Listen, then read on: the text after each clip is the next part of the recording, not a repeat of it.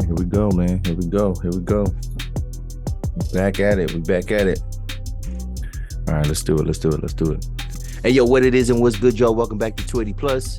It's your boy Los Def, and I'm here with another recap of The Shy. And I think we on episode 7. This episode was called Long Live the. And yeah, man. So we're gonna get right into it, whatever. And so last week we talked about it, right? We kind of speculated based on how it ended, right? But there was there's no camera tricks, there's no cliffhangers, there's no fake deaths, there's no dream sequences. Nah, we are really saying rest in peace to Pastor Stanley Jackson. And this episode is all about preparing for his funeral and the fallout and the aftermath of his death, right?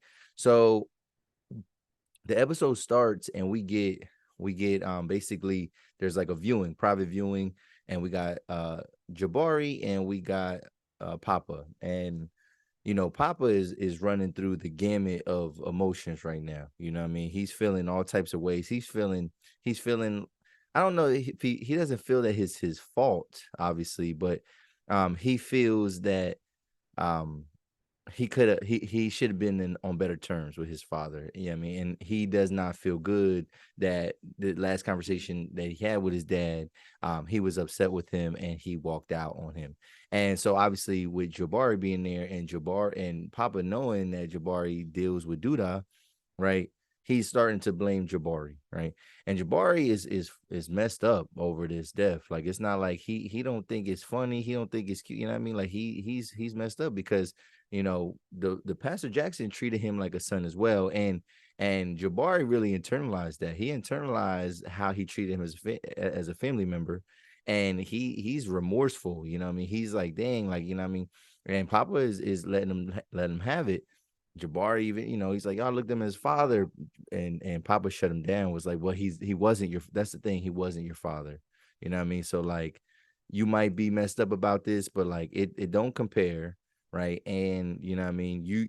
You are connected to the people that killed my dad. You know what I'm saying? So like, I'm not rocking with you. And Jabari wants to basically make things right. Right.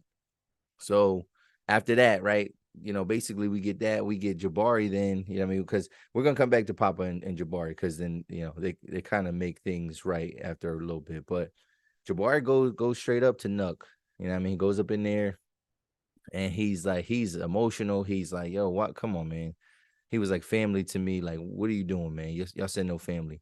And they basically told him, man, yo, it's the name of the game, man. He was talking too much stuff. Like, he was talking too much to the congregation, to the public, right? And all he had to do was just, hold a little bit of money for us. And Jabari's like, yo, he's not taking that for an answer. But then, obviously his emotions, he wasn't about to kill nobody right then and there. But again, it's a strong chance that he's gonna be Duda's, trigger man. He's gonna be the trigger man to take out Duda. I'm still kind of banking on that. Obviously Rob knows, and he has the crosshairs out on him as well. But Jabari not playing, man. Jabari not playing. He gets out of there unscathed, and hopefully, man, he just makes a good decision. And I don't know, man. We like I said, I think he's gonna be the one that pulls the trigger, but I don't know how that's gonna work out for him, right? So then, moving on. So we'll see. We'll come back to them a little bit later, but moving on. Then me and Kiesha, man, she got those bags packed. She got those bags packed, and she's fed up, man. She can't take it no more. She's in deep into therapy, and we'll get into her therapy session in a little bit. But yeah, man, she basically blames Emmett for putting him in danger, and she he wants to make it right. He wants to make it right, but um and he wants to be given a chance to make it right. But basically Kiesha said, like, I mean, the damage is done, you know what I mean? And I don't know how you think you're gonna get out of this, but like, it's not looking too sweet for us. So let me kind of figure it out, and I'm gonna leave here in the meantime because I can't put our kids in danger.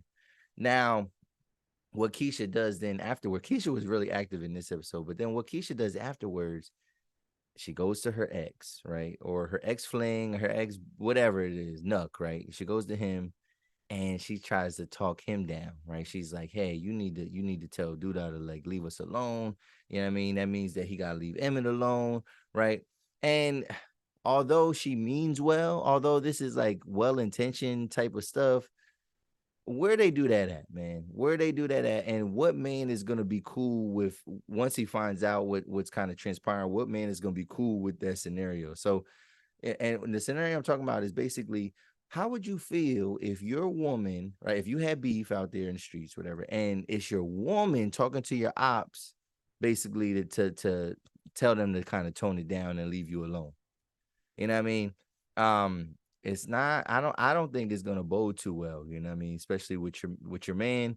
I don't think it's gonna. I don't think things are gonna work out the way you want it to. So then what happens is basically, you know what I mean, and we don't really get a full picture of how this is playing out, whatever, because we don't see Emmett talk back to, we don't see him have a conversation with Kiesha after this. But Emmett goes down there, going to the club and ready to, you know what I mean, let it be known whatever he wants to do, and to call off the dogs.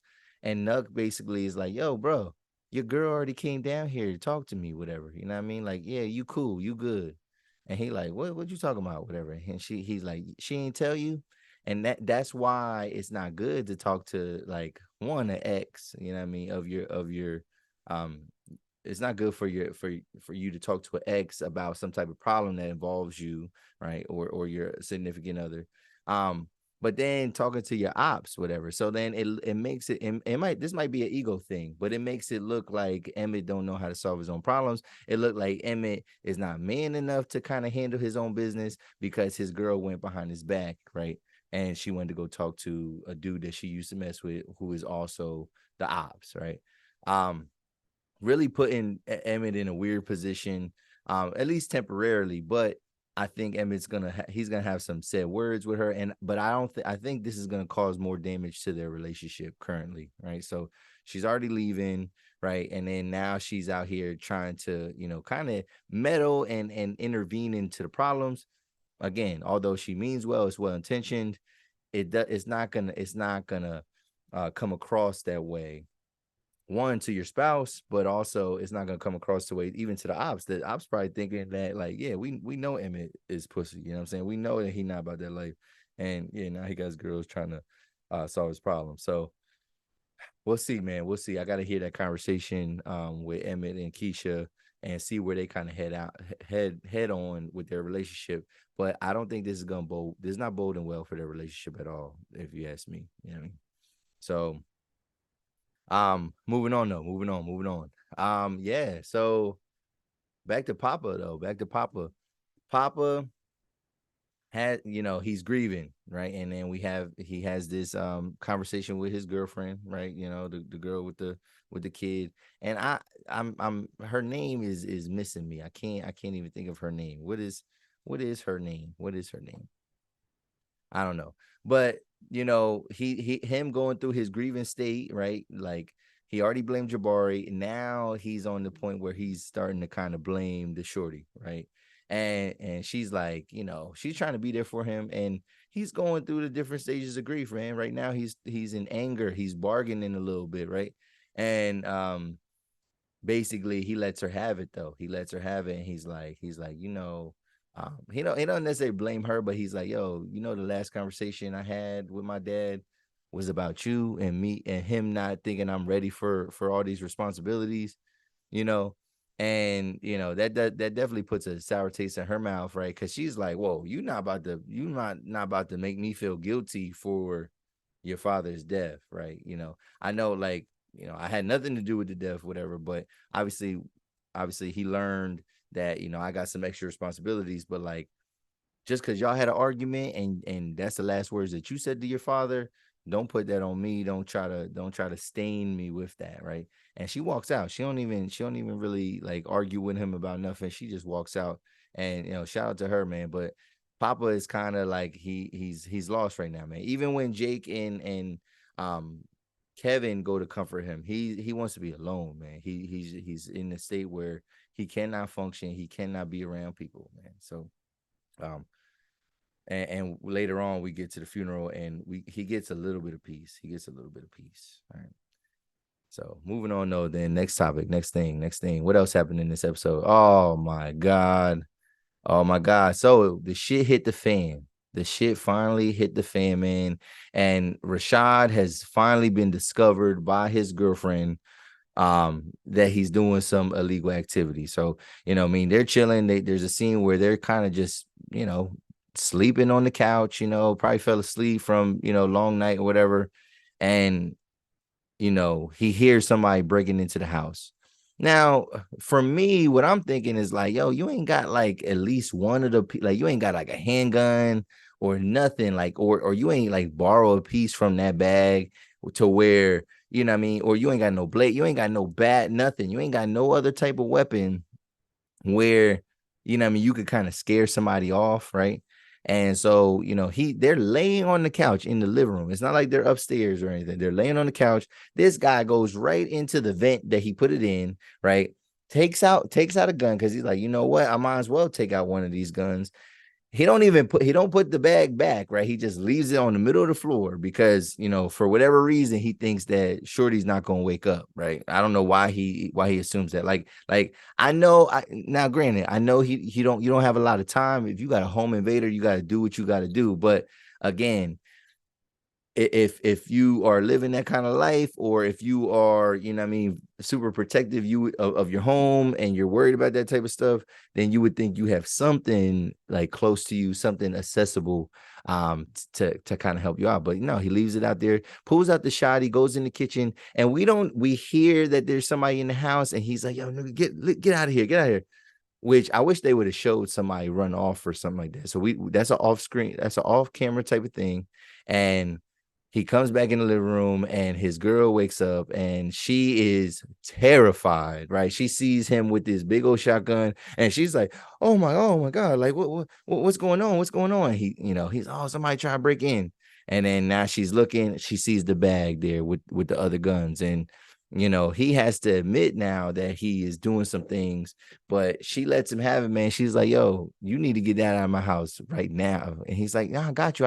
Like, I mean, and she's like, no, not tomorrow, nothing. Like this minute, like you gotta go with that shit, whatever.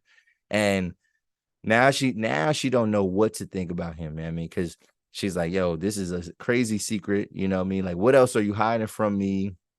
And it really puts him in a bad position. I mean, it really puts him in a bad position. He shouldn't have did it in the first place, obviously. But again, I think there was ways that he could have mitigated having to do all that, like everything that he kind of did. I would think that there's ways that he could have tried to mitigate some of that. So it wouldn't be so obvious, right? So now, you know what I mean? And he goes back, he finds Jabari and he's like, yo, man, you fucking up my shit. Jabari is cool with it. He understands. And now basically passes the buck back to Jabari. Jabari got to figure some shit out now. Now, Rashaad, man, I think this is gonna be something that permanently damages his relationship with his woman. The problem I have though, again, with this season, we're on episode 7. We got 3 more episodes. We got 8, 9, and 10.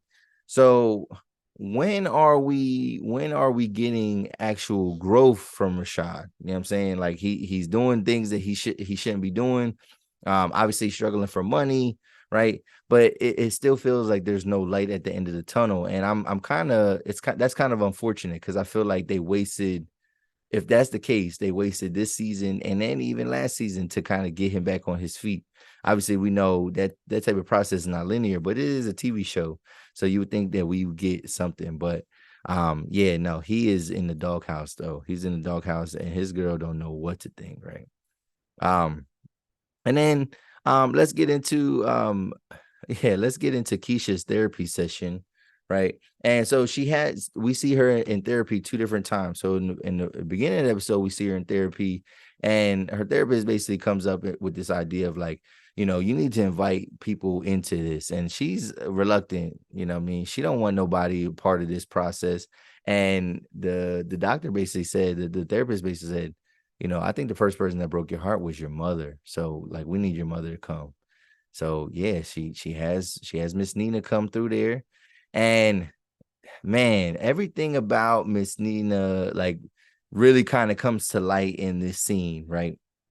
And um everything about her, like she's a great actress because all right, she's already so standoffish and so defensive. She's such a defensive woman. Um, and she's definitely old school, definitely not the type of person that wants to like really talk about problems. And we've seen that with the way that she kind of even tries to resolve conflict with her kids and other situations, but also with her woman. And she wants things to be her way, right? Um, but yeah, she reveals some things. So basically, you know what I mean, Kiesha, talks about feeling like she's always been an obligation to her mom. And then the mom, she breaks it down and is like, yo, like society taught me that like I was supposed to be married. I'm supposed to be a heterosexual woman and have kids, and that's what makes me a woman. And um she realizes that like that's not everything that takes to be a woman, and she kind of basically admits that like she wasn't ready to have a kid. So Kiesha takes that to being like, you didn't want us, you didn't want me, you didn't want to be my mom. And but the thing is, her saying that it's an obligation, that is definitely how she treats her children. She treats her children like they are kind of like a burden, their obligation. Yeah, she's a single mother, right? We do learn through Kiesha's therapy that she did have a father in the picture, and her father was kind of controlling of the house.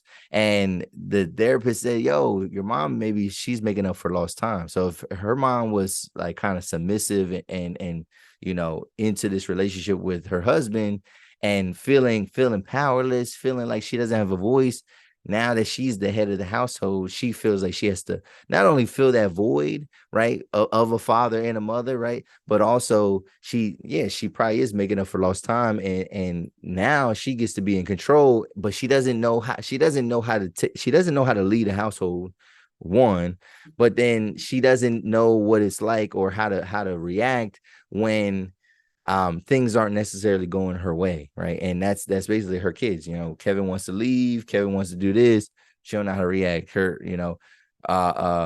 spouse is not doing things that she wants her to do, so she takes control and she cheats on her. Kiesha with the baby and all that, like things don't go her way, and she feels some type of way. But this definitely explains a lot, like, and it explains a lot about this character and why she seems to be so bitter. Not to blame her, like obviously she needs to be held accountable for the things that she's done, but and not to fully blame her, but you can definitely understand, and it's clear they have this conversation, it's like, oh yeah, duh, like, yeah, we could have told you that. I mean, that something was going on there. And this has definitely opened up a can of worms. um I think that they're gonna find, obviously, I mean, just for the family aspect, they're gonna find some way to kind of come to grips with what's going on. And I'm hoping that Miss Nina can repair her relationship after revealing such deep and thoughtful, um you know a thoughtful mindset, and reasons why the relationship is probably fractured at this point. Like, she was very open to do that, and we'll see the aftermath of that then. So um other things in this episode, other things. Oh man, okay. So yeah, then we had the funeral scene. Duda, what I mean, he is just a snake, man. He comes to the funeral, denying that he has any involvement in it. Pastor Jackson's wife is not having it. She's like, yo, you got to leave. Like, you really got to leave. And I don't know what his mission was. Like, I don't know why he showed up there. I think he just can't help himself at this point. Like, whenever he does something wrong to somebody, he needs to see the impact that he's caused on everybody. You know what I mean? If he does something, he needs to see the impact that it's caused. Because and the thing is, he's doing stuff in plain sight. He's not afraid of law enforcement. He's not afraid of anything kind of going on. And obviously, tensions are rising, right? But basically, she kind of kicks him out. She tells him he has to go. And then Papa gives his eulogy of his father. And yeah, man, it's sad. It's sad for Papa to lose his father in this instance. I think he gave a very mature and thoughtful speech. I think Papa is on his way to, I mean, being a, successful young man, but he's never gonna forget this. And Papa, though, is determined. So Papa is gonna want justice. He's not gonna want revenge. He's gonna want justice. So I think when we talk about the crosshairs closing in on Duda, I think you are going to have an offensive. I mean, I think you are going to have a retaliation front, right, with Jabari and Rob and Rob's mom.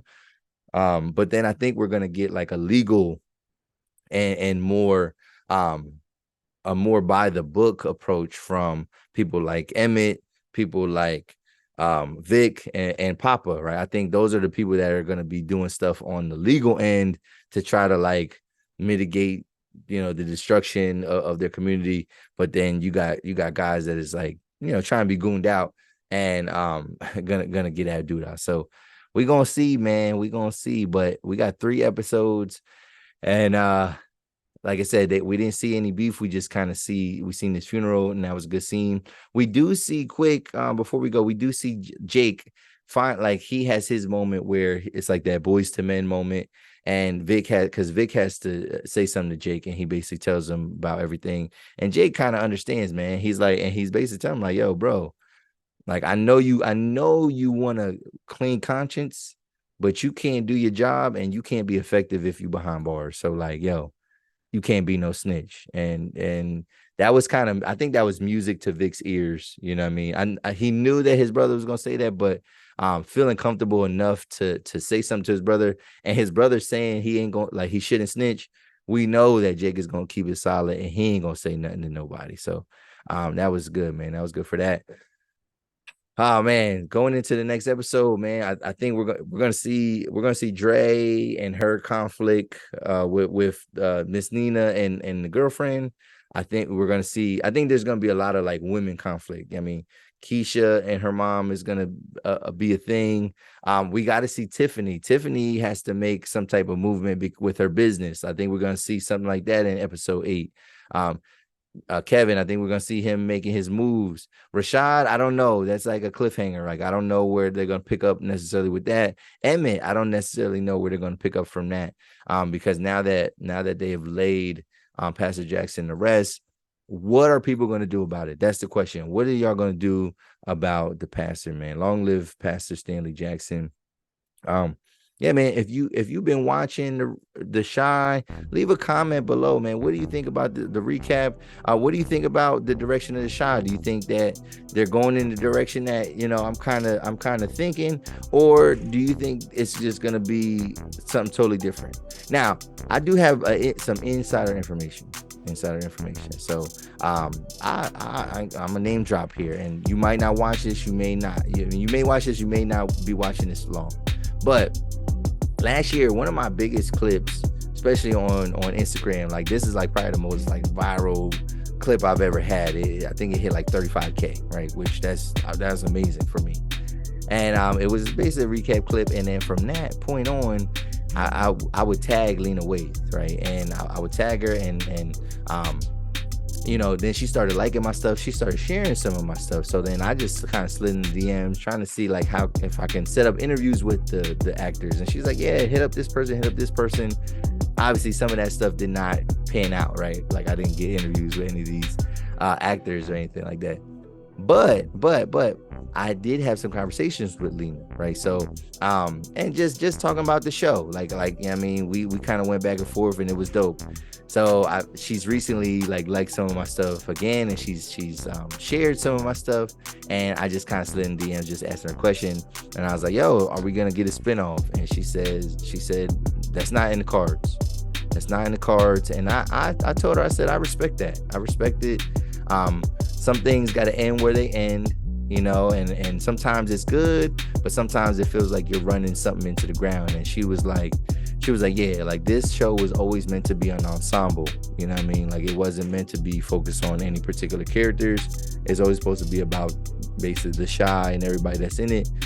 So yeah, she's saying that as of right now, there is no talks of any sequel. I mean, or spinoff show. So that's just a little tidbit that I got. What y'all think though, man?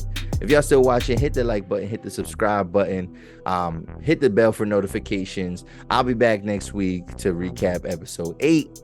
This is a recap of episode 7. And y'all have a good night, man. This is the 280 Plus podcast, y'all. We out. Peace.